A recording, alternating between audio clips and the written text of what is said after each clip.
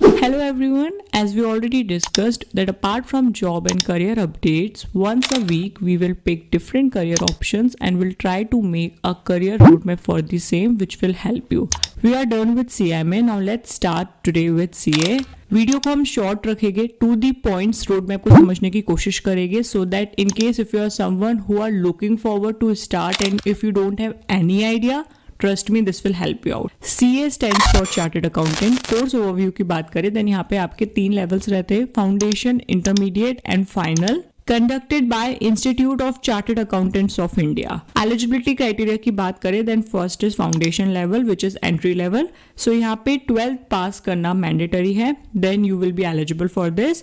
Second is intermediate level. यहाँ पे 2 तरीके होते हैं, या तो आप फाउंडेशन क्लियर करने के बाद डायरेक्टली इंटरमीडिएट दे सकते हो, एंड इन केस इफ आप ग्रेजुएटेड हो, पोस्ट ग्रेजुएटेड हो, देन आप फाउंडेशन स्किप करके डायरेक्टली इंटरमीडिएट दे सकते हो. And the last one is final level. यहाँ की एलिजिबिलिटी क्राइटेरिया कहती है कि इंटरमीडिएट क्लियर करना कंपलसरी है, प्लस उसके साथ मिनिमम 2 इयर्स की आर्टिकलशिप. एग्जामिनेशन स्ट्रक्चर की बात करें देन अंडर फाउंडेशन एग्जाम आपके 4 पेपर्स कंडक्ट होते हैं, 2 subjective and 2 objective. Intermediate exam की बात करें देन 2 ग्रुप होते हैं, group 1 and group 2 with a total of 8 papers, 4 in each group.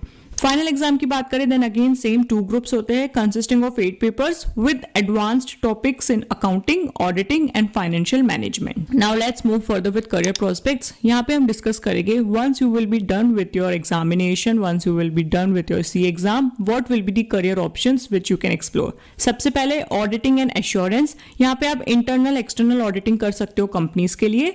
You can explore taxation like tax consultancy and compliance for individual and businesses. You can go for financial management, handling corporate finances, mergers and acquisitions. Business advisory कर सकते हो आप, consulting on business strategies, financial planning and more. And the last one is public sector. यहाँ पे you can join any government firm and accordingly proceed. Now advantages की बात करें then first one will be high earning potential, then global recognition because a CA qualification is recognized and respected worldwide, and job security definitely because demand जो CA की होती है वो हमेशा high रहती है हर सेक्टर में. Versatile career path we already discussed. यहाँ पे आप different options explore कर सकते हो like finance, auditing, taxation, business consulting or even public sector. And the last one is entrepreneur opportunities because many CA start their own firms and provide professional services. But for this, we'll highly recommend because this is something even recommended by experts. If आपको अपनी firm start भी करनी है, उसके पहले hand on experience लो, दूसरों के under काम करो and then please move further with this. And there is one more which is teaching and यहाँ पे 2 advantages है. आप इसको ऐसा part time या फिर ऐसा full time भी कर सकते हो.